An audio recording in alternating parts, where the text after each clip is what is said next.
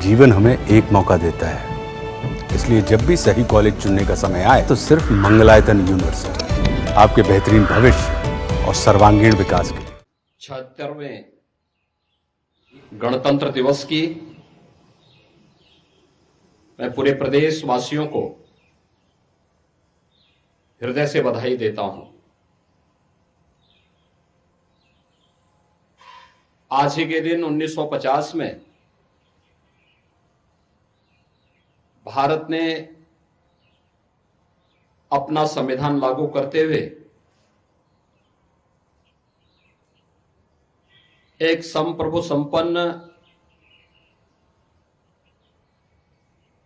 लोकतांत्रिक गणतंत्र भारत के रूप में अपनी एक नई यात्रा को प्रारंभ करने का निर्णय लिया था।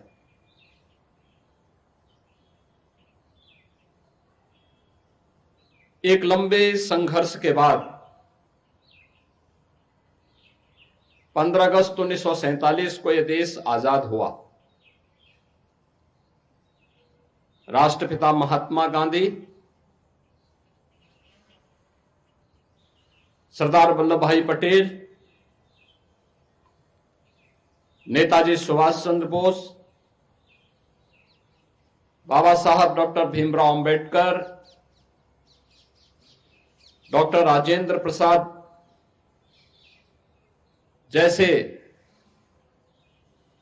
अनेक स्वाधीनता सेनानियों ने देश की आजादी के लिए पूरी मजबूती से नेतृत्व प्रदान करते हुए ब्रिटिश हुकूमत को भारत को स्वाधीन करने के लिए बाध्य करने के लिए मजबूर करना पड़ा। 15 अगस्त 1947 में देश आजाद होता है और उससे ठीक पूर्व डॉक्टर राजेंद्र प्रसाद जी के नेतृत्व में भारत ने अपना एक संविधान सभा का गठन भी किया। संविधान के प्रत्येक अनुच्छेद को एक माला के रूप में पिरोने का जो गुरुतर दायित्व था, यह दायित्व बाबा साहब डॉक्टर भीमराव अंबेडकर जी को दिया गया, जिन्होंने 26 नवंबर 1949 को भारत के संविधान का मसौदा तैयार करते हुए संविधान सभा को सौंपा और अंततः 26 जनवरी 1950 को यह देश अपना स्वयं का संविधान लागू करने में सफल हो पाया। भारत का संविधान हमें न्याय, समता और बंधुता के साथ जुड़ने की एक नई प्रेरणा प्रदान करता है। सम और विषम परिस्थितियों में यह उत्तर से दक्षिण तक, पूरब से पश्चिम तक पूरे भारत को एकता के सूत्र में बांधने में सफल रहा है। आज के इस अवसर पर जब हम भारत के संविधान के लागू होने के 75 वर्ष पूरा कर रहे हैं, इस अवसर पर भारत माता के उन महान सपूतों को जिन्होंने देश की आजादी को नेतृत्व दिया था, उन महान क्रांतिकारियों को, उन बलिदानियों को पुण्य स्मरण करते हुए उन्हें मैं विनम्र श्रद्धांजलि अर्पित करता हूं। 75 वर्षों की हमारी यह शानदार यात्रा हम सबको संविधान के लागू होने के अमृत महोत्सव के साथ जोड़ रही है।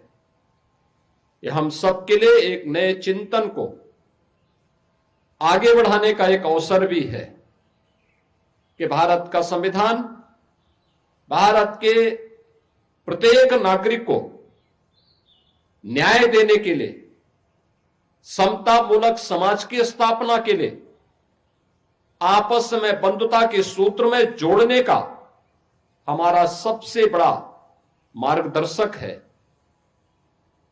प्रत्येक नागरिक को न्याय मिले, बिना भेदभाव के न्याय मिले, उन्हें शासन की सुविधा का लाभ बिना भेदभाव के प्राप्त हो, समाज में समता का माहौल पैदा हो और आपस में जुड़ करके पूरा भारत एकता के सूत्र में बंध करके अपने देश की समृद्धि के बारे में, सुरक्षा के बारे में सोचे।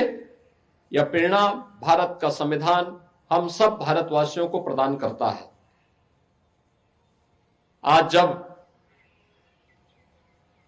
हमारा यह देश अपने संविधान को लागू करने के 75 वर्ष पूरा करके 76वें वर्ष में प्रवेश कर रहा है, तो स्वाभाविक रूप से हम सबके सामने जो एक लक्ष्य है कि विकसित भारत का निर्माण करना, ये विकसित भारत के निर्माण का मार्ग भी भारत के संविधान का अनुसरण करके ही हम कर सकते हैं। भारत का संविधान भारत की हजारों वर्षों की उस विरासत का भी प्रतिनिधित्व करता है जिन पर हर भारतवासी गौरव की अनुभूति करता है। यह हम सब के लिए अत्यंत गौरवशाली क्षण है कि संविधान की मूल प्रति में उन सबको चित्रों के माध्यम से भी अंकित करके प्रत्येक भारतवासी को उसके साथ जोड़ने की एक नई प्रेरणा प्रदान करता है। आज के इस अवसर पर जब भारत के संविधान के उस मूल प्रति का हम अवलोकन करते हैं तो हमें भारतीय संस्कृति की गहराई और उसकी ऊंचाई का अंदाजा हम लगा सकते हैं। इस अवसर पर अगर इस संविधान में भारत के प्रत्येक नागरिक के अधिकार हैं तो उसमें प्रत्येक नागरिक के लिए उसके कर्तव्य भी है।